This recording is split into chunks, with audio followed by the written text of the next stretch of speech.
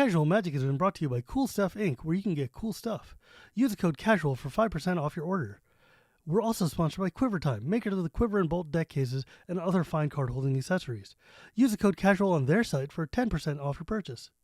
And by Architect, a deck hosting website that doesn't sell anything, but they like me and I like them, so kindly use them for all your deck list needs. Now, on to the show.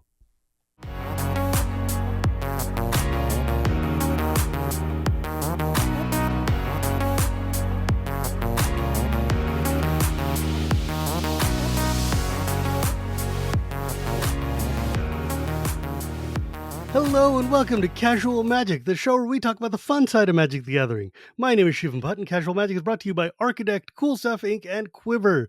Today I'm super excited to have join me for the first time Dave Humpherys, who's been like the lead designer or developer on a billion sets, and is also a Hall of Famer and has his own deck from like World Championship Berlin or something like that when I was a kid.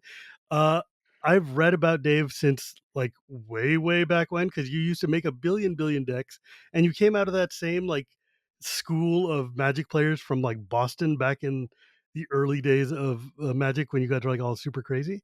So I'm super excited to have you here, Dave. Thank you so much for joining me today. Yeah, thanks. It's great. It's fun to be here. Haven't been on a show like this in a while. Yeah, I'm super excited because you actually are like have had a strong hand in some of my favorite sets ever, especially in a lot of the limited environments that you've like you were one of the leaders for Dominaria, right? Like Yeah, the first actually the first set design, sort of we started a new process. Was yeah, Dominaria was the first set that I led set design for, which a lot of that is just I had a lot more time to work on the set. We sort of switched from kind of what we called, yeah, like really development or final design into where we had a set design process. mhm. And that was the first set design. And then let's see if I can remember. But yeah, after that, then I did Kaldheim and War of the Spark and what else? Kamigawa Like Neon Dynasty yeah, and right? Like yeah. if I was going to go through like so I've got like your resume basically up here in front of me. Um because so you had a hand in Conspiracy, which is one of my favorite sets of all time. Fate Reforged, which was okay. Fate Reforged was broken, but there were a lot of really good cards in there. Cons, obviously one of the best drafts of all time. Kaldheim, which is one of my favorite drafts of all time. Neon Dynasty, which is probably the best all time draft in my opinion. Like I still play it and I still love it. And Innistrad, but you were not like you weren't the lead on Innistrad. No, no, both You were working on it. both Innistrad and Cons actually were led by Eric Lauer. So Who is like the greatest developer designer there is? Like yeah, so yeah, I mean just those two sets alone, right? Yeah, yeah. those are pretty amazing draft sets. So yeah, I led Fate Reforged and sort of took over for much of the end process for Dragons of Tarkir too. But Mm. yeah, Innistrad and Cons were more Eric's, yeah, under Eric's lead.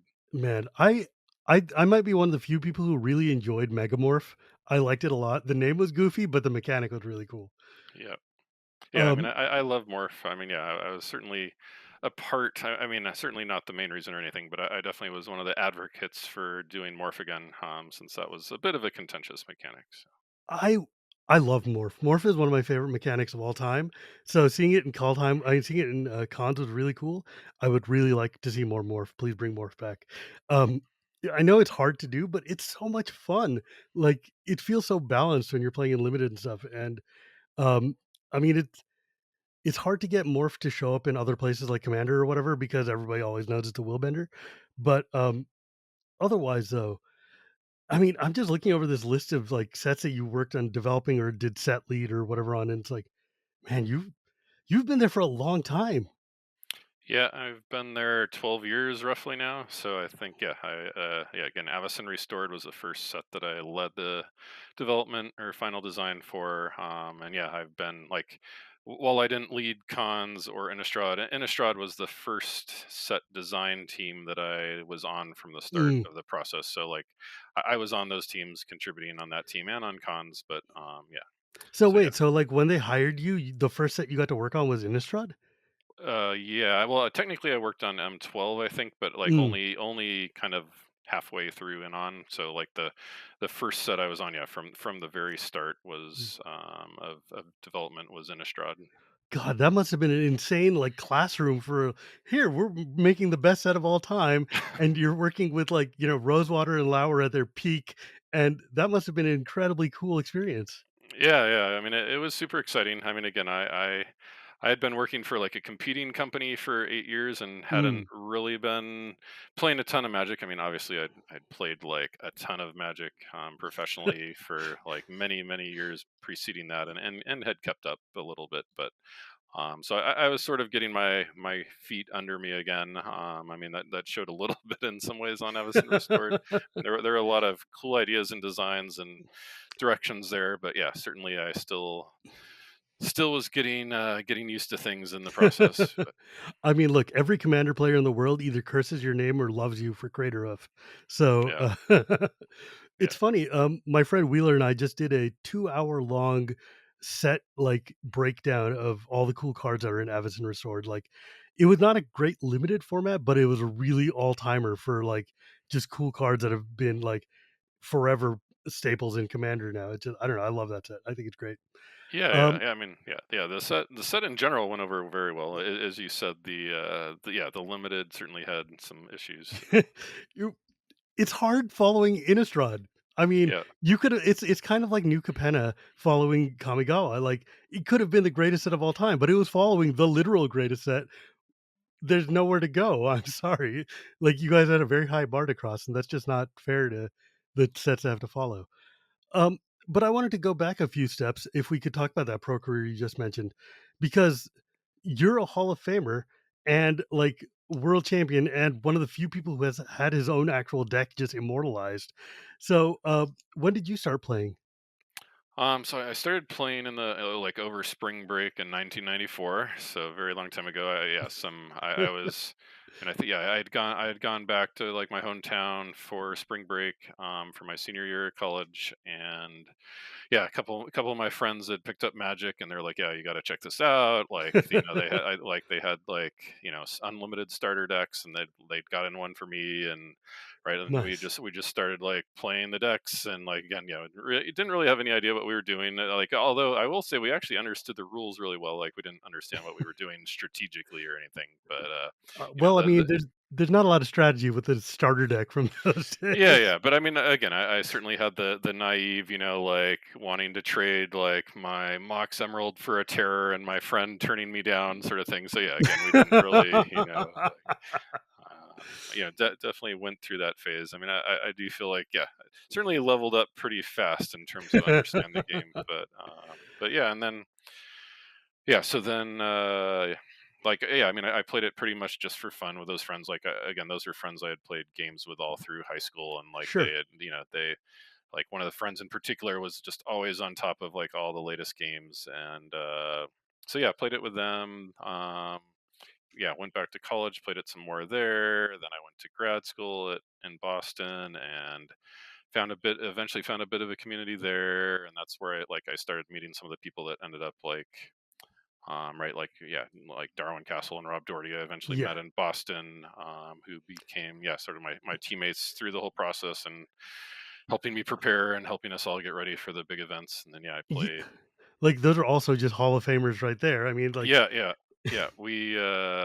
I mean, I met Darwin pretty early on in the process. Like, actually, I played him in the first tournament I ever went to, from what I can remember, anyways, was yeah, like a tournament like where yeah, like maybe 100-ish people showed up, maybe not quite that many, but like I don't know, I'd never been to anything like it. It was like a sure. tournament. I don't even remember what the prize was, but I played Darwin in the finals, and that's sort of how we met each other, and then. Right from there we started like kind of traveling to other events. We found other events, and like he yeah like he was the one that like drove me to the Ice Age pre-release, like the one of a kind Ice Age pre-release, and we like road tripped there, and like That was we in kind of Canada, wasn't it? yeah, it was in Toronto. Oh, Yeah, it was wild. like kind of like it was actually the largest event for a very long time, and I won that event, which is like I actually got invited to the first Pro Tour because I won the Ice Age pre-release in Wait, you Toronto. won the first Ice Age the Yeah, only Ice Age the only pre-release? one, yeah. Yeah, there was an Ice Age medallion that I got that's like, I don't know, like kinda was part of the prize there, That's and hella cool. yeah. What? I didn't know I look, I knew that there was one legendary Ice Age thing because I remember reading about it in the magazines or whatever. Because I grew up in California, obviously, my parents are not gonna send a middle schooler to Toronto to play Ice Age. but it was like that tournament was like sealed deck, right? Like a starter deck and Yeah, a couple it of boosters or was it something? was sealed deck, and yeah, I mean, I have a lot of goofy stories from that too, where it was at that time you still played for ante, and Oh, geez. so In a tournament? in a tournament, yeah. So like, What? and like you can just play with whatever lands you wanted. So you had the lands you started with in your sealed deck, and then you like I think you could maybe trade for some others or something. But then like I played someone in ante in game one. I won their mountain, and they're like, sorry, like I need the sideboard. I don't have enough mountains to Oh, play red no. anymore. So they like took it out, and then like I played someone else who like, oh, like, you beat me, but at least I like got this icy manipulator. I'm really happy to get that. And then like I'm like, oh, like, it's I guess I'm lucky you never drew that. And they're like, oh, I didn't put it in my deck because I didn't want What? to lose it in ante. That's so fair. That's fair, so though. I don't know. They were just all yeah, it was definitely a different era of magic. I mean, we didn't know any better, man. We were playing garbage in Ice Age. Because I remember Ice Age was like I started with the dark, and Ice Age and Fallen Empires were right around when I started really jamming into it. So I bought a lot of Ice Age, and let me tell you, those cards do not hold up very well. Yeah, yeah, no, yeah, I played some embarrassingly bad cards even in my deck. Yeah, I mean, I had two Binding Grasps, which I think is mostly why I won the event. But I think I dealt lethal damage in the last round with like Arctic Foxes, which is like kind of like an embarrassing card by today's standards, and like was happy to win like a Scaled Worm against an Annie in Ooh, one of my games or whatever, which it's a again is dude. like, It's a real sack of stats right there, man. 7-6 yeah. doesn't. It'll survive. Um, God, Ice Age is so. I would love to talk to somebody who designed that set and go like, Balduvian Shaman, who hurt you? Like, how bad was that circle of protection that you needed to change, that you needed to make a whole damn card for it? Yeah. Um, but yeah, like, cause I remember, like, rather, I was reading up and stuff, and I know that you were also in like the same area as hanging out with Billy Jensen, right? Like, he was Yeah, also yeah. in that. Yeah, yeah, like we definitely I mean again that was a little bit I mean it was a little bit later on that I met him right like I sort of met him when yeah he was kind of like growing up a little bit Was it eventually weird to work with him now, like having known these people for so long in like the Pro Tour circuits and stuff, not or is it really. like I mean, cool? it's fine. It's cool. I mean, like again, there's sort of like yeah, we know each other. We have like, I mean, again, yeah, You we have weren't 30 like years of history. we weren't teammates or whatever. If anything, we were Sure. maybe a bit like almost kind of like rivals. I mean, that like Mm, I remember like we'd play in some events preparing for pro tours, but not like as teammates necessarily. Where like sure. I'd go to like his local store and they'd hold an event and then like like before PT Rome and then like he ended up playing a deck that I had played at that event and it was like but he didn't have like all the changes I had made to my deck because we weren't working together and like and then Oh, I man. he beat me in like I think and then in the next season I think he beat me in a like a PTQ like so yeah like I definitely ran into him in events and stuff and like knew he was like super talented player and stuff. I mean, both of you are Hall of Famers, so obviously you're a much higher level than my ass is. That's for sure. Um, but when did you start? So, like, you got onto the first PT, and were you just like hooked by competitive play after that, or Yeah, yeah, pretty. I mean, yeah, I mean, I did well, but not great. Like the first PT, I started 5-0, and then I lost. Like it was only 7 rounds of Swiss, so like whoa? I started 5-0, but then I lost my last 2 rounds, and then that was it. I finished like top 16 or not top 16. I finished like top 32 top 16 I think actually all advanced to like the finals so like it was just done and then the next three pro tours and all the next three pro tours I finished in the top 32 and like so like again finishing top 32 is pretty like not noteworthy but again at least like I know I'm doing pretty well and then yeah just I mean I just stuck with it I basically of the first 50 pro tours, I think I only missed two of them. Like, That's insane. and one was because I like had my like grad school like kind of qualifying exam, so I just like had to skip it. And the other one I was unqualified for. I think I yeah like fell off and had to requalify. But Yeah, but I mean, like, that's a lot of pro tours. And that's like at the same time as like John Finkel and like Kai Buddha and like these are not like cakewalk pro tours. These are some real players here. yeah, Um, I know you actually won one, right? Like you won the team limited in Washington. Yeah, I think you said I was a world champion. Yeah, I was never a world champion. I was in the world championship Well, top you were in 8. the world Yeah, champs, yeah. Well, and they yeah, made your yeah, deck yeah, into a thing. yeah, yeah. No, the madness blue green madness deck was made into, yeah, like a deck that was published with, Yeah, yeah, well, sort of like a bio and my signature and whatever else. yeah. But yeah, so and then so anyways, yeah, so we won the first team pro tour in Washington D.C. in 1999. And yeah, Who that were you was, teamed with? so I was teamed again, yeah, with Rob and Darwin. Jeez. And again, like you were talking about stacked events, like a lot of the early events, like, yeah, had great players, especially for their era. The team event actually was like pretty amazing if I look back and like who I played in those, in the like the second day and the final day. I think almost every round I played against a future Hall of Famer in my seat. Like, I mean, I played Jeez. against like, right, I played against Alan Comer and Steve OMS and Mike Long, who at least would be in the the hall, maybe, if not for other reasons. You know, if not for the fact that he was a cheater, man, come on. And then, but They I played Kai and Randy, and right, like every round was like, yeah, pretty much a future Hall of Famer. So that, like, that's yeah, nutty. team events certainly lent themselves to that, when like, yeah, you have, right, you're magnifying the fact that, like, yeah, if you have good players playing together, like all the percentages work better for you. So And team limited is such a weird beast. Like you have to try to draft pseudo bad decks and pass garbage to your players to your left and right to make sure that their decks are bad. And I don't know. It's like I look at things like Rochester Draft and Team Limited, and I'm like, this is not Magic that the rest of us are playing. This is weird. yeah, Um, yeah, yeah. Rochester was super, yeah, super complicated in some ways, and like also, like, right, we like, you had to develop like hand signals, and it was just like a whole different thing, Jeez. like where you need signals that you understand and your opponents won't, maybe. And It's fun to watch, but it's also like 5 hours of drafting, like, yeah, just forever. For those of you at home who don't know Rochester drafting, what it is, they take a pack and they lay out every card face up, all 15 cards, and you pick one and it snakes around the table and goes back until all the cards are gone. Then you open the next pack. So you're opening like the entire draft one pack at a time. It is, and it's all open information. You can see what everybody else is drafting. It is like the most skill intensive, the most memory intensive, and the most dragging format there is. Um, but it's really, and really cool. at the same time, it's sort of really like the word. It's totally true that it takes a long time, but like you actually like only have like 5 seconds or 3 seconds or whatever it was to draft. So like, in some sense, it's, as a player, very fast, right? You're like, Yeah. they took that and they took that and they took that. All right, what do we, like, and then you have like 3 seconds to decide like what you take, and the next person takes, and the next person takes. So it was. Yeah, but I can see why they moved beyond that. Let's just I'm say. not trying to defend it as a spectator sport, but yes, as for a player, it's actually like, yeah, it can be pretty quick. So Yeah. But you did win a solo Grand Prix, didn't you? Or I like, won, yeah, yeah. We also won a team Grand Prix, and I won a solo Grand Prix. I forget even now. Like it space on the block, but like I played like a Dromar's. was Minnesota, Like, yeah, yeah, Minneapolis, like, whatever. Yeah. It was like God, Dromar. 20 years ago, Whenever jeez. Dromar was around, it was like a Dromar control deck.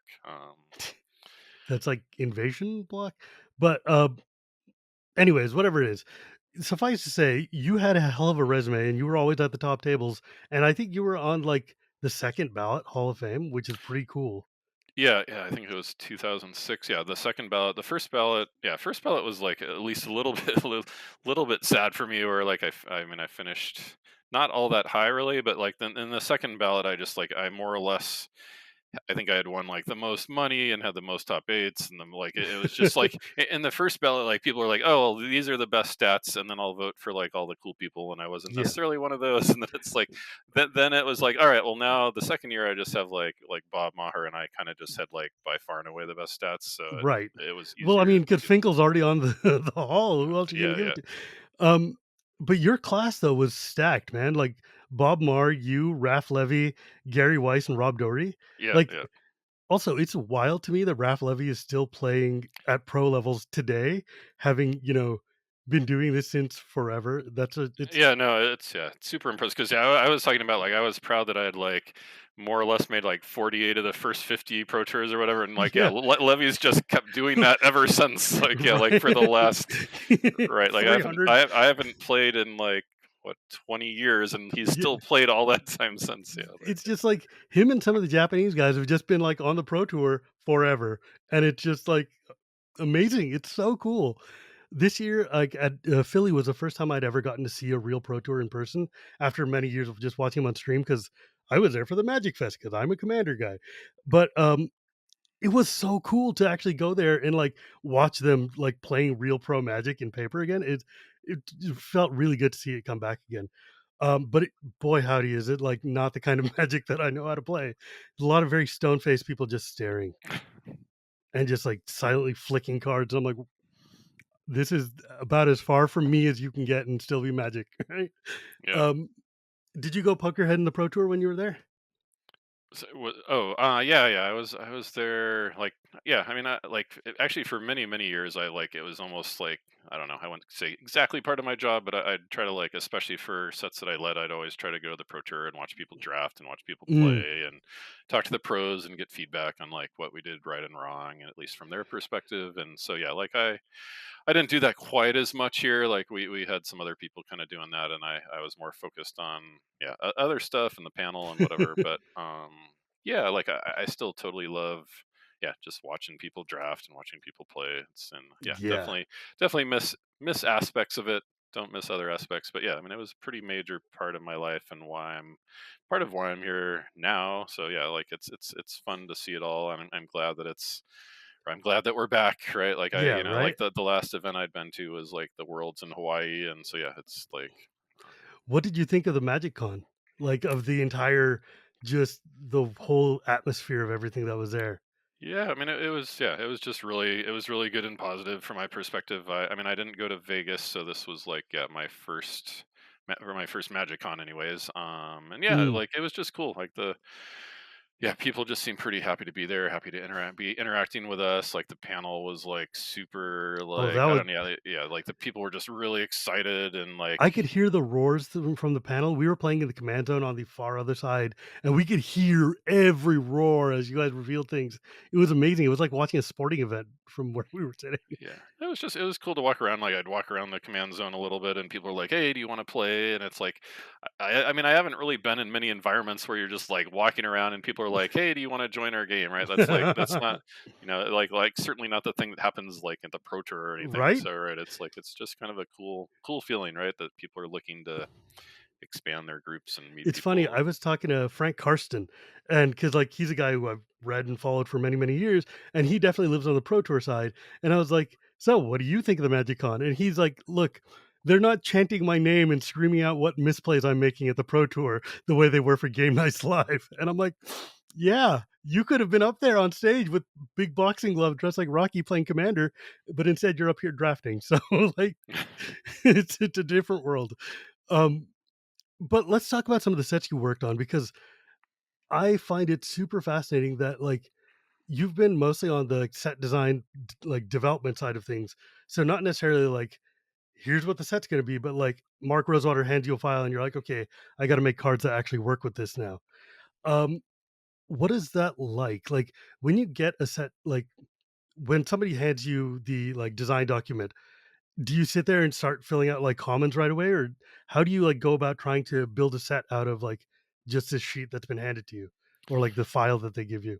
Yeah, I mean, I will say, yeah, like I think the process varies a fair bit from lead to lead, but and also I should say like so there's exploratory design which I'm rarely involved on, and then there's like a vision design which usually like often like a lot of the sets I've led, Mark Rosewater has led the vision design, but Mm, I will say I'm like 100% of the time on vision design as a member of the team, so it's mm. not like so there aren't really any surprises like when Okay, it's so getting you're not just like blindsided when right they hand you a set. when it's getting yeah when it's getting handed off. I've been on the vision design team for months and usually the whole time or at least most of the time. Mm. So there are no surprises and the whole time during vision I'm knowing I'm going to be the lead, so I'm like you know like I'm concerned that this isn't matching like a certain goal or you know I'm concerned like right? Like anything from like, we need a smoothing mechanic, or like I think this is going to be too swingy, or I think this is going to be like we're missing this element or that element, or like I think the mechanic would be better if we did like X, Y, or Z. So they're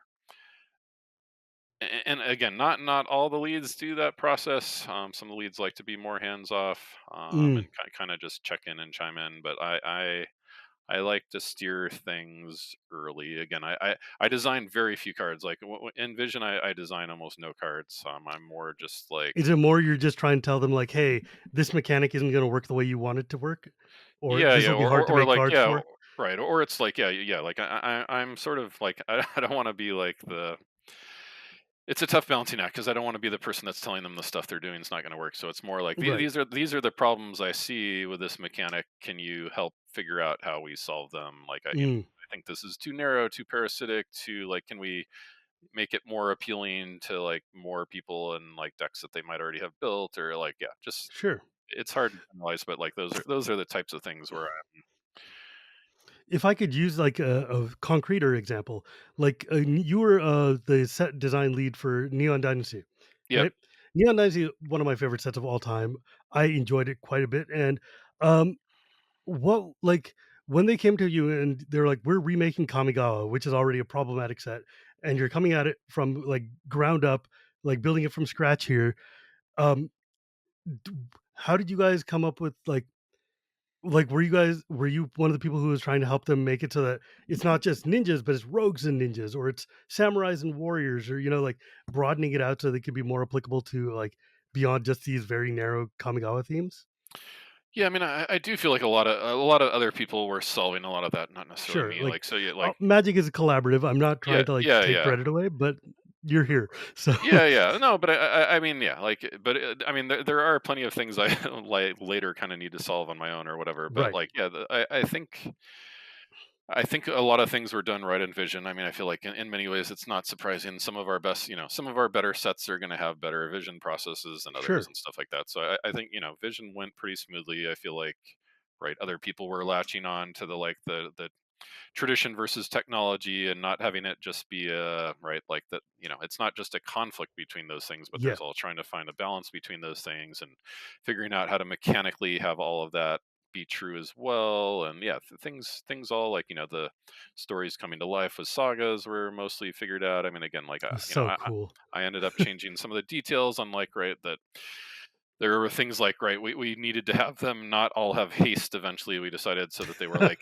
exiling and returning transformed instead of just transforming. And like again, Mm, those are like almost seemingly in the weeds, but make a huge difference in terms of like how fast the format yeah. is and things like that. I mean, Kamigawa was a pretty hard set. Like I feel like right, like a lot of genres and stuff I like, or stuff I'm more understand than others. So like I definitely had to rely on others a lot. Like I mean, Not a big anime watcher, are you? I'm not like, I mean, again, I'm old enough that a lot of the really more popular era of that in American culture was like Yeah.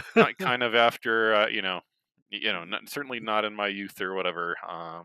So yeah, I had to rely a lot on other people that were like super passionate. I mean, I do feel like a lot of my job is about listening to people. Like I feel like being a game designer in a lot of ways is just trying to like yeah, best filter like, all right, people are giving you feedback, you need to understand where they're coming from and what they're trying to say. They actually rarely know what the answer is to like what's needs to be fixed, but they often know what's wrong. So like Yeah. yeah, um but I so as it's weird since I joined the Commander Advisory Group and have been listening to feedback about Commander and stuff and the rules, I've learned that there's a lot of people who can tell you this is not working, but their ideas for how to fix it are generally not things that you can possibly do in good conscience and expect to work. Like, look, man, I realize you hate Soul Ring, but banning all fast mana is going to kill Commander, so let's not talk about that for a second. Yeah. Um, what did you think about, like, the putting channeling on those lands, like Boseiju and stuff? Those cards have been, like, huge in other formats beyond just limited and stuff, and they're just, like, incredible cards. Incredibly cool designs too. yeah, yeah. That is one of the things where like I had a pretty major role in. I'm trying to remember like all the details. Like I'm generally very against legendary lands. So Mm, in some ways, like I feel like people were kind of surprised that I was coming around. It's like, well, if you know if you have a use for them, like other than playing them, like if you can channel them, then like a lot of those concerns go away for me. And then like right, and then it was just about like what is the power level on it, and mm. at least for standard we were coming like at a spot in balance where like you have like a lot of really good options. Like I know it's pretty much mostly true that right like that the first one of those lands is better than like like a basic land, and then after that you can hit legendary issues. I was But wondering why they come into play untapped. That seems really busted to me. right, but I guess a lot of like again the way I would at least rationalize it or whatever is like there are just like really good options otherwise, right? Like Mm, a pathway, like if you're playing multiple colors, a pathway is also just much better than a basic land. Like unless you mm, have cards that care about basics. sure.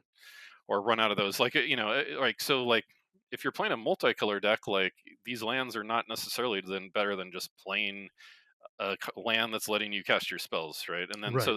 then in a monocolor deck, yes, they're mostly better than like yeah like than basics. But again, even that's like not necessarily always true in terms of like there are plenty of cards that we make that like are caring about like how many basic lands you have or how many swamps you have or how many forests you have. Sure. So not a ton, but I don't I know. don't I know. Yeah, just think having Boseiju, which is like an uncounterable destruction spell from your hand, is so cool. That card is like incredibly versatile and useful, and it's in green, which is just like does not need the help.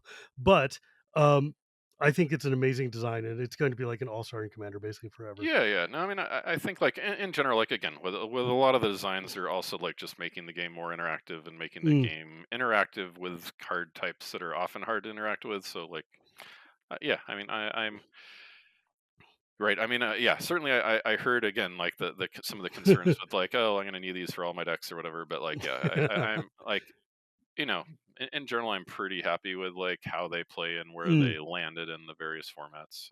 So can we shift over to one that I liked a lot less? War of the Spark. War of the Spark was another one of those sets that definitely like changed the face of Magic in a lot of ways.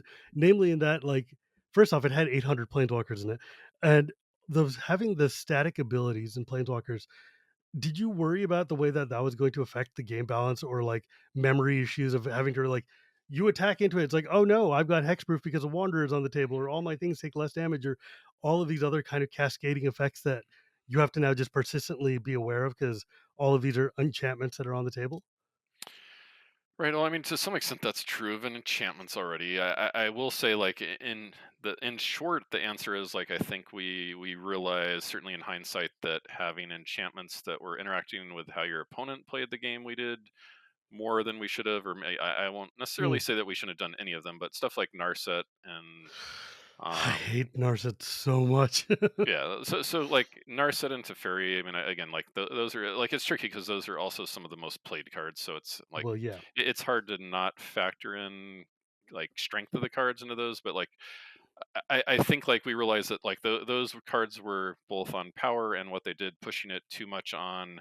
These are messing with how your opponent plays a game, and I think we would have been better off just trying to stay more like these are enhancing the way I play the game, right? That these Mm. are I'm the one that has to worry about the text on the cards more than you have to worry about the text on the cards. So in that sense, like yeah, I mean, I agree with you. I mean, it's also tricky because those get called out a lot, whereas like a lot of the cards weren't like I feel like actually landed in a pretty good spot. Like we like Yeah. not to get defensive, but like right, like a lot of the planeswalkers were just fine and cool and fun and like yeah, like but yeah, it's the Yeah, no, I outliers. mean, It's like, the outliers are the cards that people remember and like and reasonably so.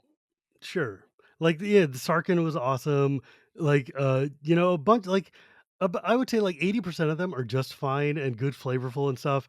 But the ones you remember are things like the Wanderer, which stops you from doing non-combat damage to people, and you're just like, nah, damn it, I just got you just get hosed and you cry about it and then you get grumpy. But that's Magic players for you. Um, I actually really like the way the multicolored ones showed up. Like I loved Kiora's design, which was the blue green that gave you let you draw cards. I hated Ashiok, but that's because there's never been a good Ashiok card that's fun to play against.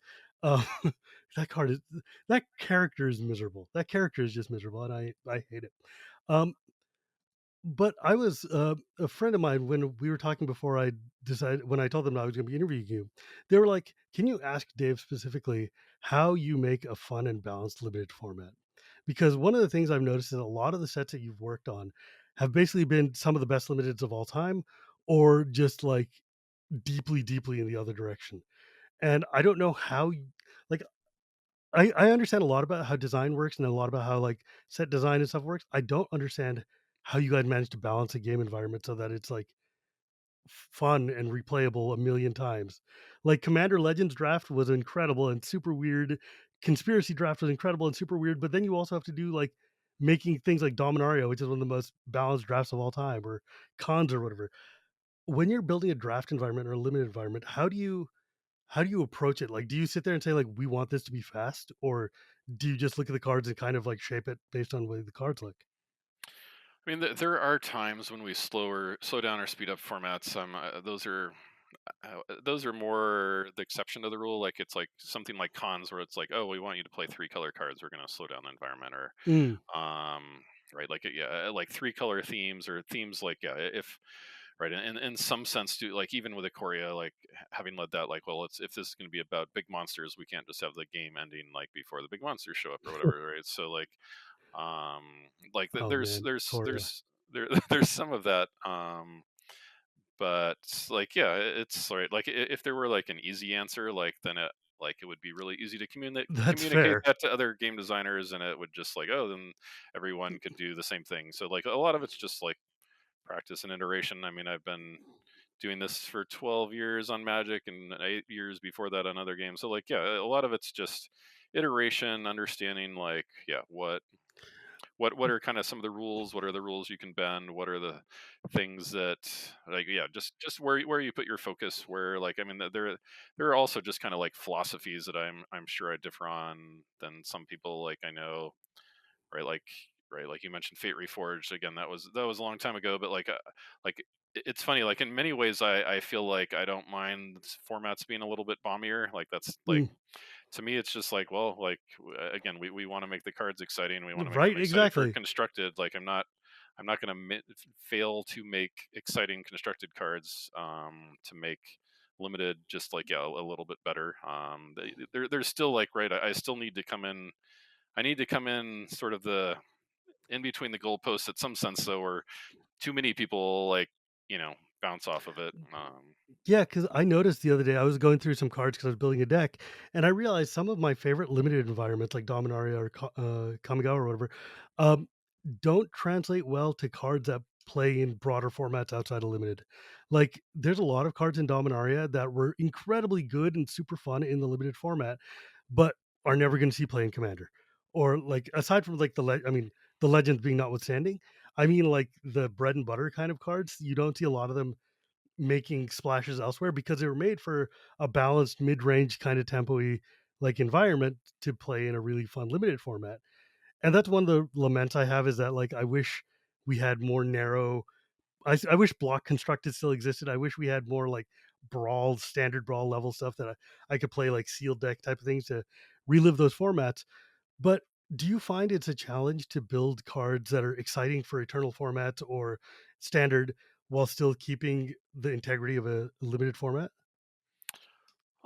To some extent, I mean, I think in many ways, I mean, well, like, I mean, a limited format is mostly just about the commons and uncommons, which, like, a lot of those are harder to reach. Like, certainly, Eternals formats are just really hard to get into, Yeah, unless it's just like, yeah, kind of just like simple rate removal cards or cards that avoid, like, like, I mean, there were cards like Abrupt Decay or whatever. I remember those were sure. kind of more to targeted, like, oh, they can't be countered. Those will show up in Legacy or whatever. But yeah, Yeah. it's hard. I mean, I feel like, I mean, but like again, the limited environment's going to mostly be about the cards that you see a lot of. So like the commons and uncommons don't really have that expectation, anyways. Like I Mm, do. I mean, I do have a bit of a reputation of making uncommons that more feel like rares. yeah. That's not necessarily to say that they are competitive in a lot of other formats, but they read more like rares, like like you mentioned, like Dominaria, like cards like Garna or whatever. I remember, like, Yeah. and it's like why, like this isn't an uncommon, and like I certainly get like there's sort of like Humphreys uncommons is sort of like a name for like or like for like cards that look like rares, but Like, so like I think about Slimefoot, one of my favorite uncommons of all time, and it's yeah, I just mean like that card could be a rare in another set, right? Like, yeah, I mean I do some of that is that they're legends. I mean I feel like legends want to feel yeah. unique, like I don't know, yeah, that they need to feel special. They need Well, what about like to Ominous Seas from Ikoria, right? Like that was the one that when you draw a card, you put counters on it, and then you remove 8 counters to make an 8/8. That felt like it could be a rare in another format. yeah. No, I mean Yeah, right. Some of it is like again part of. I mean, it's not to say that other leads don't share this, but like I do just. I mean, I want limited to have you play cards that you want to play. Like I feel like a lot of limited environments are like you have to you have to play cards you don't want to play because like we're trying to hit certain targets of power level where you end up like playing like really like mediocre cards, and it's like I'm much more of the mind like I want you I want you to want these cards in your deck, not like yeah like I gotta play this as my 23rd pick. I mean I want the 23rd card in your deck to still be something you want to play, so and that's not how Magic's always been. And yeah, like, but that's an interesting point because, like, there have been a lot of formats where I've played where it feels like I'm building a deck based on what the rules have been set out. Like, I'm following the things you guys are telling me to do. I'm drafting cards that would be super excited, and then I just like, for instance, right now in one, I build this deck that's going to be super cool based on what I think the rules are with like toxic or green white or whatever it is, and then I just get run over by a bunch of 1 and 2 drops, and I'm like, oh, what happened? I was following like I'm playing all the exciting cards that are super cool, and it just seems to be like not doing what the format wants me to do, despite me following what I thought the format was telling me to do. Do you like how do you solve that kind of problem? Like in your end, like I'm sure you guys see these things when you're building sets. You're like, oh, the signposts we're putting out there are not doing what the player wants. Uh, like, I mean, it's hard to yeah, get. Like, there's like 20 of you guys, and not like thousands of us. right. Well, you're speaking. Yeah, I mean, you're speaking a little bit to the speed of the format, which is speed of the format's just really hard. Like, I feel like that's has one of the biggest Mm, error bars. Like, I mean, I've certainly been guilty, as it were, of many like like I led Amonkhet, I led I loved Omega Draft. right, but it was really fast, Nobody right? Like blocked, but I yeah, loved like and it. again, I mean, and there have been others. I mean, like Gate Crash to an extent. Like Oh there yeah, yeah, there are a lot of blazingly fast. formats I've led that were just way faster than we thought they would be, and I think yeah, I think that's just one of the hardest things to get right. And I don't know that there are even like really easy answers other than that we almost need to assume that the formats are faster than we think they are. Cause like Mm, keep in mind, like also just in terms of like a play testing, like a lot of it's like you want to explore the boundaries. You also want to play the cool cards or whatever. right. And like not, if not everyone's like really of a mindset of like, as competitive as they could be, and we do try to go into our later play tests like, all right, we're going to be as competitive as we can be in some sense, and like right, like is the format too fast? But it's like it can be easy to just misunderstand like if somebody's just going to literally take like every 1 and 2 drop Mm, and really push it, and like we don't necessarily have like enough reps of like trying to do that thing over and over and like actually seeing that it's like, oh, this is right, like and Amonkhet again, what was like the 1/2 blue unblockable? It's like, yeah, oh god. we had no idea that that's like going to be like a key card in the format. So Dude, I gotta say the thing I hated the most about Amonkhet Block, like I really, really enjoyed playing because I loved attacking. I loved exert as a mechanic. I thought it was super cool to just mega attack. The thing I hated the most, and I'm looking up what is that stupid mechanical afflict. Afflict is the most miserable mechanic Magic has made in forever. That was the one where, if you guys don't remember because you were playing a billion years ago, afflict is when this creature becomes blocked, it the defending player loses life equal to the afflict number. So they lose life anyways, right? So it's like I can either block and take damage or I can not block and take damage. So why would I lose my creature? Um, don't do that one again, please. That was not yeah, fun. I think that was only an hour of Yeah, it was devastation, only right? an hour of Yeah, okay. devastation, but it So made it a very fast format even faster. And it was like, oh, yeah, that's rough. But I want to talk about Ikoria for a second because Ikoria is a very divisive set. Like I loved it. I adored Ikoria. I played the hell out of it. I've played. I built a sealed Ikoria commander deck that then became one of my favorite pet commander decks for Nethroi, built around like Reanimator and like Mutate. Mutate's one of my favorite mechanics of all time. I think it was a total home run. A lot of people hate it because it's very complicated, especially in paper. It is very hard to keep track of all the different mutations that are going on, especially if you're like me and like to mutate things onto Scoot Swarm and then make 300 Scoot Swarms. And then it's like, good luck. Um, but that must have been a hell of a challenge to put this set together, because, like, the theme is, like, build Godzilla monsters, but then you also have to make a set that's playable, so, like, did you guys see that cycling was going to be such a problem? No, yeah, I mean, like, right. I mean, we push cycling somewhat intentionally as like almost like color fixing, right? Like again, it was like, I mean, it wasn't a heavy three color set, but it was a three color set. And we wanted the cycling to be easy so that you'd get to your right colored mana or be able to get rid of cards you can play and stuff. So right, so we had a lot of like one mana colorless cycling, which we knew was Yeah. pushing it. Again, like mostly things kind of fell apart because of a single card because of Zenith Flare. Yeah. I think Sure did. that I mean I think like again the red white decks were like also good without it, but Yeah. that was a card that put it over the top.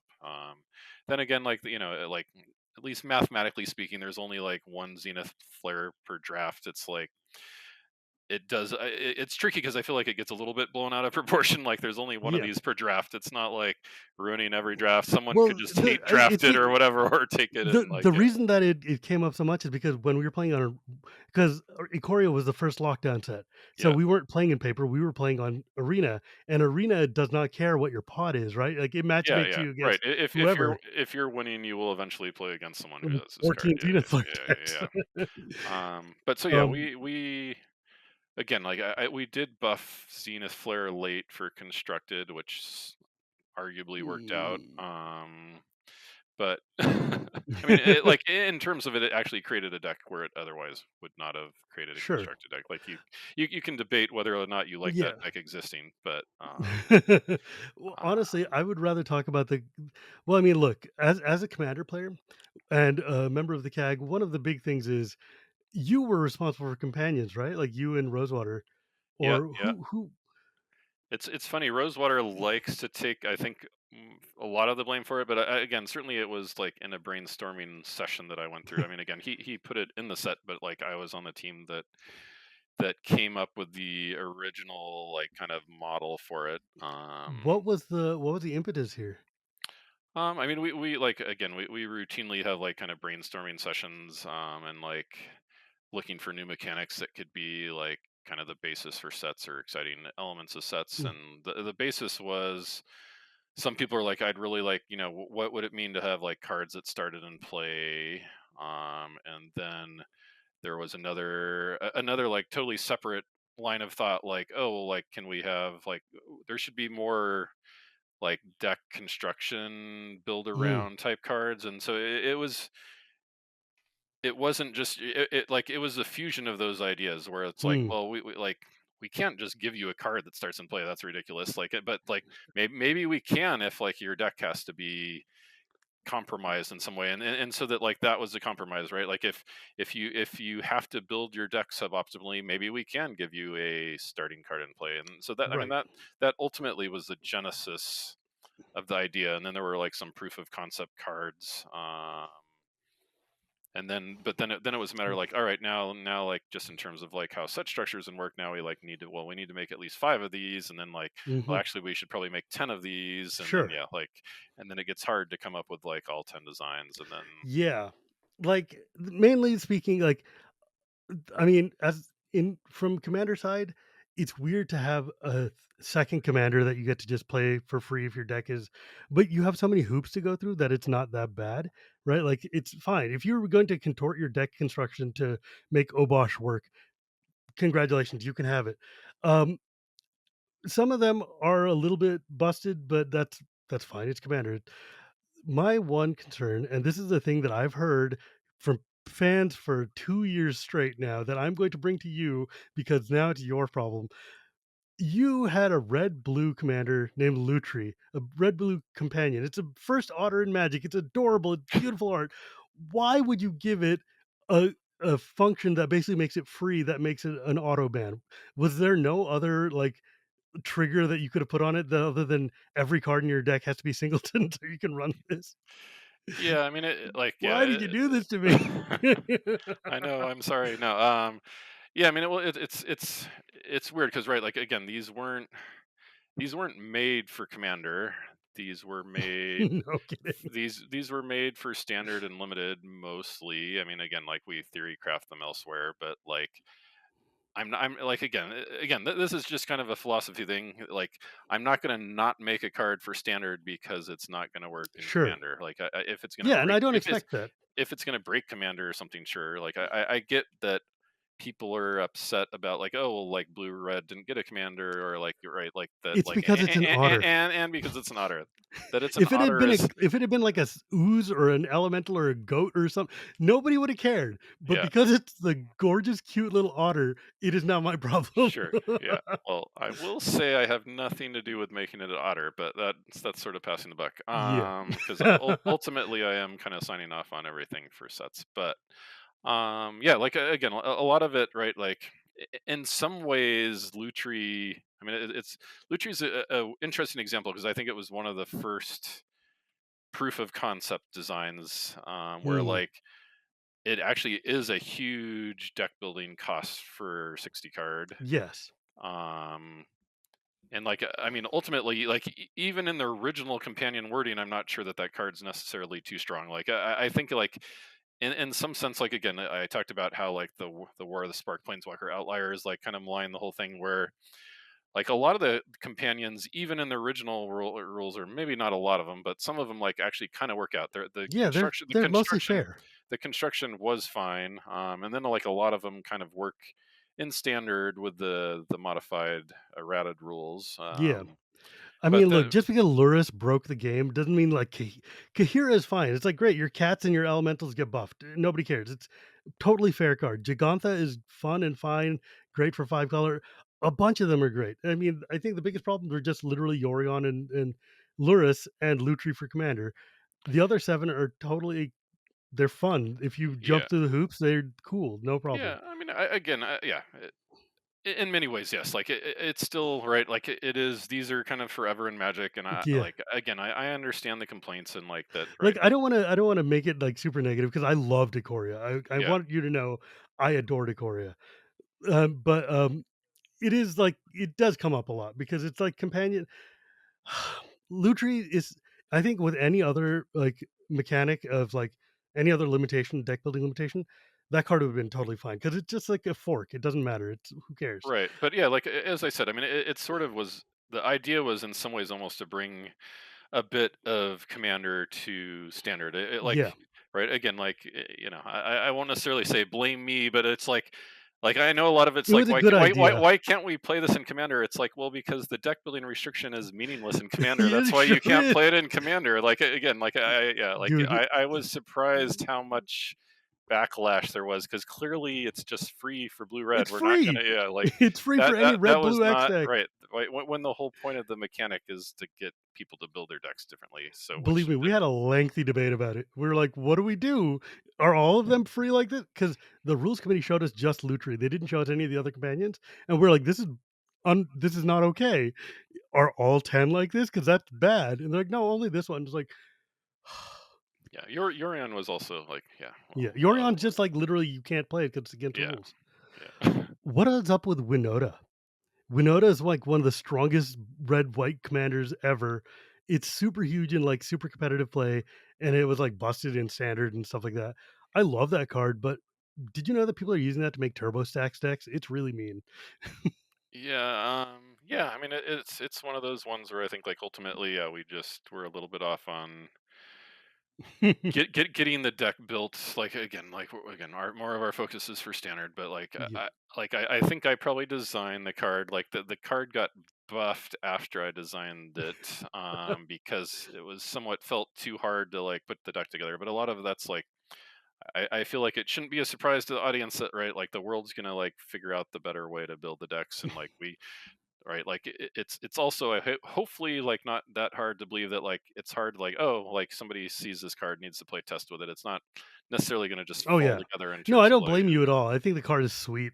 but It's, yeah like, like it really, really cool. It lets you do things that are very different, and, yeah, people use it for abusive things, but that's their fault, not yours. yeah. Like, But yeah, uh like the design itself, like I think I did design like again the basis for that card, and a lot of it was yeah like somebody who's like kind of it's like almost a matchmaker, someone who's like kind of pairing up the like the monsters with the bonders, and like yeah, that was sort of the basis for the card, and I think it hits that It's note pretty sweet. well. Yeah, I wanna talk about 2 cards that were there. I'm sorry, I'm just looking at the Ikoria set file, which is why it's on my mind.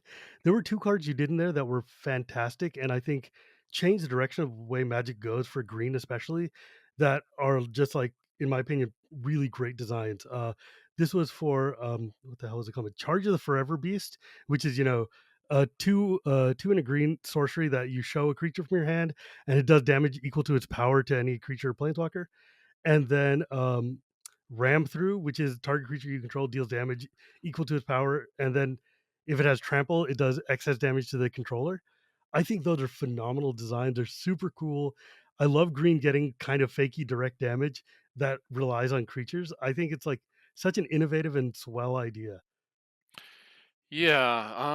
I mean, I remember on the one like yeah, reveal the card from your hand. I remember Mm. like I didn't design that, but I remember like that came into the file. Like I think it had been in a previous set too, and it's like someone's like, oh, that I got told I couldn't do that in my set. And it's like, okay, well, I don't know. Somebody put it in this set again, and I went to like the green color pie lead, and they're like, yeah, we can try that, and like kind of ran it by the team, and it was just one of those things where I feel like it was recently rejected, and it's like, no, let's run the experiment. What do you think? I mean, like again, it's like I think it's in a good spot. I mean, a lot of this is like we don't want it to be right. We don't want green to have like kind of the strongest removal or the like strongest like whether you're talking Sure. limited or other formats. And like yeah, it's right. It's not right. Like I think it landed in a cool spot. I guess we haven't really even done a card like that since that I can think of. But Not that I can think of off the top of so my yeah, head. but yeah, I just I think it was that. I think that design was a success. Like right, you still have to play big creatures to play the card. Yeah, ram through. Yeah, ram through. I love as It's such a well. flavorful design. I It's got trample. It runs over you and through you. I love yeah that. yeah. I think I had a heavier hand in designing that. I might have designed that because I know I was trying to figure out all the I wanted the keywords to matter in that set, right? Like that, like yeah, Yeah. each trying to have each keyword matter. And I remember like I may have not have exactly designed that card, but I remember being pretty attached to that design of like this is a really good way to express caring about trample. Relatedly, Ikoria introduced keyword like counters, which Yeah, I think is genius. It is so much fun to play with those. And so I'm really glad to see them. I'm glad that you guys persisted in continuing to use that technology because I think it's really, really cool. yeah. No, I think that I know. Like I forget. I think it was actually an almond cut. I was like, why haven't we done keyword counters? And like I'd even pushed Aaron Forsyth a little bit on like I think we should do this, and like we both agreed that Amonkhet had too much going on, and that wasn't the place for it. Even though we were doing the other punch out counters and stuff that came Yeah, like along, the like brick which counters and right, things. and like we hadn't really done much stuff like that before, so it was like, oh well, like we could do keyword counters here too, and like again, like correctly, I think we assessed too much was already going on with that set.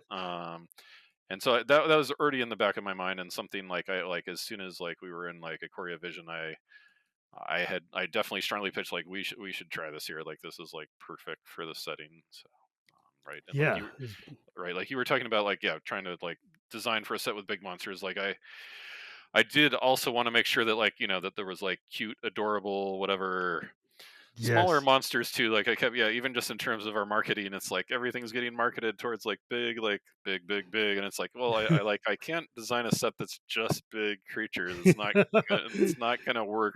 Like we Give me need some we cute little bunnies, yeah, please. we need some like cute monsters too. So I don't know. I think Ikoria was a blast. Like I said, one of my favorite things to do during lockdown. Three of my friends and I got together. We each cracked open a box of Ikoria each and built a commander deck out of it. And all three of us landed on Gigantha as our commander because 5 colors or whatever. And all three of us made insanely powerful 5 color mutate decks. And I tell you, single box commander out of Ikoria is stronger than any other set in Magic's history. That set is busted for sealed, like Yeah. sealed commander because it's just so many powerful things and there's like no limit on what you can play. But it's one of the most fun I've had. So like I I'm sad that more people can't do sealed box commander because it's absurdly I guess just indulgent, but it's super fun. Yeah, yeah, no, Um I'm super proud of that set. I mean, I think yeah, again that set had some major missteps, but like I feel like it does like a ton of things right, and like yeah, Yeah, there's there's just it's an all-timer for me. It's like there's enough cards in there that are just gonna be showing up in sets, I mean, in, like, decks for, like, a long time coming. Um, so as we kinda bring this to like, a landing here, what was the most fun set you've worked on? Like, what was the set that you enjoyed the most? yeah, that's hard. I mean, like it's weird. Like I mean, it might just be War of the Spark. I mean, I know you. I mean, I don't I like Planeswalkers, so that's, like, my yeah personal pet peeve. Don't worry yeah. about that. I mean, I think just the from a development challenge perspective of like we're gonna make a set with 30 whatever planeswalkers and like make it work for limited and make it work for constructed and I think like just that was such a challenging and novel starting point and like also just doing an event set was cool and like the right finishing off the story arc and having it set in Ravnica. I don't know. There was just like a lot of Yeah. Dude, the the, trailer for that set was the best trailer ever with yeah, I think Liliana walking up with the music and everything. It was so cool. yeah, no, the trailer was amazing. Like I A think I shame the mentioned, novel blew. I think I mentioned on Twitter like that. Yeah, just the panel there was like totally one of my career highlights. Just like watching people crying during the like Yeah, video premiere and like yeah, just like I will people like never forgive you guys for killing Gideon. I'm just saying right now, like, I'm forever going to be angry about that. But damn, dude, that set did a lot of things right. And it also did a lot of things weirdly and wrong, but that's not your fault. It's story issues that happen. Um, but man, I don't know. I'm just looking. Wait, you also worked on that stupid the Graveborn deck. The yeah, What was yeah, that? Like that was the all foil like deck that was released once upon a time, wasn't it? yeah. Well, that was like yeah, I forget what those were called exactly, but They were yeah, called it Premier Series, premiere series. But Graveborn. yeah, like but yeah, it was funny. Well, I mean, I had some fair amount of success on the Pro Tour with the Reanimator decks. Like it almost became kind of my pet deck where I had Mm, think what maybe multiple top eights with like reanimator type decks. And yeah, so like it was just like I actually like the deck that Rob Doherty finished second in one of the pro tours with to Justin Gary, like when our like actually Justin Darwin and Rob finished first, second, and third in the pro tour. Like I had built Rob's deck and it was like a mono black. It was a mono black reanimator deck and it was like so I more or less tried to like translate that into like yeah a deck that we could put out there with like some of the kind of the pet cards that like a lot of people were playing blue black or black red reanimator but like I felt like the cards actually existed to build like a mono black reanimator deck which is kind of what I put together for that. yeah, it was really cool. 'Cause I remember it had like a cool skull icon and everything. And like, yeah, it was a really neat Reanimator deck. I actually remember that was like one of the first products I saw when I came back to Magic. I was like, this looks sweet. It'll please you to know that my Ikoria deck is based around Nethroi, so it's all Reanimator. So your your hands are still showing up. Um, man, you've worked on a lot of really good sets that I liked a lot. And then you also worked on Oath of the Gatewatch. Um, I'm just going to leave that Or one not alone. not yeah not on Oath. I did not work on. I mean I was on the team but yeah Oh. don't trust the wiki. Yeah I was on that team but I did not. For like a day, and then you No, oh, did you work on Unstable? I did work on Unstable some, yeah, like, yeah, I was on the team. I was, like, kind of briefly holding the file as a lead, but I was not really ever the lead of it, yeah. Okay, well, I will say this as we're coming to a close, please give me a 3rd conspiracy set. I loved Conspiracy 1 and 2, they were hella fun to play, they're still fun to draft, um, it's one of the most fun experiences, frankly, I have at any con is pulling out Conspiracy or Battle Bond or something like that. We need more weirdo sets like that, and I would like you guys to make more like that, please. Yeah, I mean, I led the first Conspiracy, which was, like, a way big departure from almost anything Oh, yeah. else I've ever worked on, like, just not The draft cards alone were so cool. Yeah, working on that was a lot of fun. Like again, that like again, like I mean, I mentioned War of the Spark, but that's kind of more in Mm, my wheelhouse of things, I guess I would say. But yeah. yeah, conspiracy was just totally this like, all Like, right, like we're gonna lead this set that's doing draft cards and multiplayer and stuff that I'd not really worked it on. was so out of the box. I mean, Sean Main killed it with that set. Like, it was completely bizarre. Like, but it was also just every year at my birthday, I have a party and we always bust out cards and do drafts and stuff. And I try to run a conspiracy draft every time, and every time it's fun. So it's Yeah, like it's just one of the best party games Magic's ever made. yeah, no, it's true. Yeah, Sean Main, yeah, I should say, I did all the like again in that process, I was like the development lead, and yeah, he that was more or less his creation. But yeah, it was really fun to work on. Yeah, and I'll say this to end it: Kaldheim, fantastic. I love Snowland. I loved everything about that draft format. It got me playing colors I don't even normally play, like the red blue giant deck was hella fun. I'm sad that black green elves was not fun, but you can't have everything everywhere. Um, that set was amazing. And Ikoria was amazing. Neon Dynasty was amazing. I am very much looking forward to seeing what Mom is going to be like. Bro was really good, but you had like a smaller part in that one, right? I had very little role in What that. do you think about these like bonus sheets that Watsy's been doing? I like him. They make very Yeah, weird. I was gonna say it wouldn't be part of Mom if I didn't like him. Yeah, I think like Strixhaven was a good a good test for, and then like Brothers of War, like actually Yanni Skolnick led both those sets, and it was something that I was like, I am jealous of this thing that you're doing and would would like to be doing this too. I like you do need to find the right theme. I feel like Yeah. you can't. I don't Like I think don't this think you're just. gonna get a bonus that lands anytime soon. Yeah, like it's yeah. I think there needs to be good justification, yeah, for Mom, as I've like I guess already said. I think yeah, like that, right? Like this gives us the ability to show more like famous characters fighting in the war, and like that felt Mm. like a really good justification of like Wait, right. I what mean, is gonna be on the mom bonus set? A bonus sheet? Have you talked to did you guys do that at the panel? yeah, it was in the panel. I forget. They maybe had a slightly different name, but you saw Ragavan and Oh, Atraxa.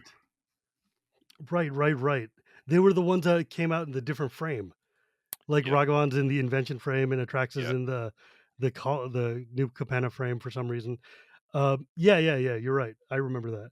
Uh, Multiverse Legends they called them. Yep. The So yeah, showcase cards yeah, have a yeah. weird. Yeah, that's gonna be neat. I'm gonna be super excited to see that. Right. I mean, it does mean, yeah, they're also pretty like legends are pretty high impact cards just as permanents, compared to say Strixhaven Have you had spells. any work? Have you done any work on any commander decks or designed for any commander? I have been on Commander products, as like members of the team, but I've never led any Commander products. Mm. Do you play commander? Enough to know what's going on. I mean, yeah, it's not It's not your favorite way to play. it's not my favorite way to play it, but yeah, I mean, I play it occasionally, like and like again, even my son now and stuff's like trying to like playing it more and more with his friends, and Mm. I would be negligent not to be like paying attention to what's going on in the format, but it's not like really my format of choice Sure. necessarily. If I can ask, what did you think when Commander started like really just growing up and you guys started noticing that Commander is like becoming a broader chunk of the audience and that more people are playing more like eternal casual style than necessarily 60 card single player type of magic? Like did that change the way you approach sets or the way you look at them or how you think about magic in general? Definitely. Right. A lot of it's again, even just trying to like understand it and understand what people want. Right. It's tricky. Like as someone who doesn't play it a lot, it would always be a curiosity to me where like my sets would come out. Like mostly, like I'd read all the like commander reviews that are like, oh, this set's great for commander, and it's like, well, that's good because like I don't like. I mean, I like If you say it, so. it's a bit of guesswork for me. I mean, like again, like right, and right. I mean, commander has grown hugely in the 12 years I've been here. Like Yeah, I've led like a fourth of the sets that people have played. Like again, like I don't feel like. Right, like I feel like the sets that you've named that we've talked about that I've worked on. I feel like those have cool legends. I think I've determined that I've probably led the design of the most legends of anyone in Magic's history. So, um, Yeah, I believe it. I mean, between Kaldheim, Kamigawa, Dominaria, and the Ravnica sets, yeah, that's like every one of them, right? And then so Innistrad's, like Shadows over Innistrad, you did. So we got Gitrog out of that, and Thalia, and Olivia, and all right. these other things. So I'm like again, for me, I'm right. I mean, it's weird because I'm right. Like my heart, in many ways, is more with standard. I'm trying to like I'm gonna make a really cool card, like in some ways almost independent of format. Like I'm not necessarily like I'm going to design like, oh, it's a legend. It has to be a cool commander. I mean, I can give you plenty of examples where like, why does this black red dragon in DTK like care about duplicate cards or whatever? Like I I'm wasn't trying, going to bring it up, but yes. but right, I'm trying to design cool cards for like kind of all our formats. I'm just trying to design cool magic objects, and they're going to land where they land. And so a lot of the dialogue out there is a little bit funny, where it's like right, like that there seems to be some perception like that everything's like totally different now, and like the lead designers are just like designing only for commander. It's like I'm You're trying to just make making cool cards. I'm trying to make cool magic cards, and that translates as far as I can tell to pretty cool commander games and decks, and like right, it's not So you're not making specifically for Commander, but if it lands there, hey, great. but the caveat though is that people are right. People there are designers that are submitting cards to me, and they're like, "This would make a cool commander," and like it's my job to recognize that, like, all right, yeah, this card's cool. Like it's probably not going to do anything for standard, but this card's cool. I see why this card's cool. See why it's cool in commander, and I have to understand that, and that's happening too. But like, right, a Mm, lot of the cards are just trying to be cool cards, and I think that's like what people want for commander. I feel like there is a danger that we over engineer for commander when yes. commander has been growing tremendously when we weren't. So That is one of my biggest, like, just worries and concerns for Magic design is that, like, for instance, we end up with things like Dockside Extortionist, where someone's like, "Oh, you know what Commander needs? An accelerant at 2 mana." And it's like, no, we're supposed to play at 7 mana. Like, our format is meant for big, dumb idiots that are very slow. And when you put fast acceleration, that makes the format just shift all forward. And because it's an internal format, we can't get rid of everything, blah, blah, blah. Give me more really cool 7+ drops, please. right, Like, although we still have to figure those out. I feel like there were also lessons we learned, if I might get the card name wrong, but like Sylvan Primordial or something from oh, yeah, Gate exactly. Crash or whatever. It's like, oh yeah, we know what. Like, and again, this is a long time ago, but it's like, oh, we see what Commander players want. We'll make a card like this, and it's like, oh no, that's actually not what Hey, Commander you know needs. what? Yeah. Having giving green a way to destroy 3 of your lands and then ramp 3 is not was not what we need. Right. So yeah, we've No, again we've come a long way. Again, no, we need more cards like Mind's Dilation. yeah, Like, do you remember this from, from whatever the hell the second Shadows over Innistrad set was? EMN. It was a 5 and 2 blue enchantment that says when an opponent casts their first spell, they exile the top card of their library, and if it's a non-land card, you can pay it for free. I mean, you yeah, can yeah, play it for free. That card is Commander. That card's a real blast, let me tell you. yeah. But so yeah, we again we like yeah we've I think we've come a long way. I mean, I use that as an example of like there was Yeah, definitely a time when it's like, oh, we'll make these cards, and then like yeah, they're actually not good for the format, and like kind of not even really what people wanted. And we've yeah. come a long way. We have like a whole casual play design team that I think, as you Mm, know, a lot like of my that. colleagues and friends are on there. Right. So yeah, we know like yeah, we have a lot of people looking out for us. A lot of people, yeah, like we get like lots of feedback through that team that like certainly right, like I think Neon Dynasty, like yeah, like is a set where you really start to see a lot of that, like that they continued to like the feedback was even like a lot more for March of the Machine and stuff. Oh, yeah, So I am looking forward to seeing because, like, that first year was kind of, like, very light touch. I'm looking forward to seeing what it looks like when they're actively a part of it. Also, I have to say, and I will end with this, I hate you for Invoke Despair. That card is miserable, and I hate it, and it makes all my standard decks lose, and I hate it. I mean, I had a really cool white Reanimator deck with the white Invoke that would let me get these, things from the giant creatures from New Capenna back into play, but goddamn Invoke Despair is the most miserable card, and, like, it just makes me it bums me out every time I play it.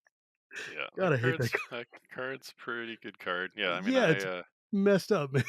It's I think I mostly get the blame on that card. I think that design mostly stemmed out of mine. I mean, I think it was, yeah. Certainly, I had a heavy hand in like making the invoke cycle. Some of them are pretty cool. some of them are very cool. I think they're really Yeah, neat.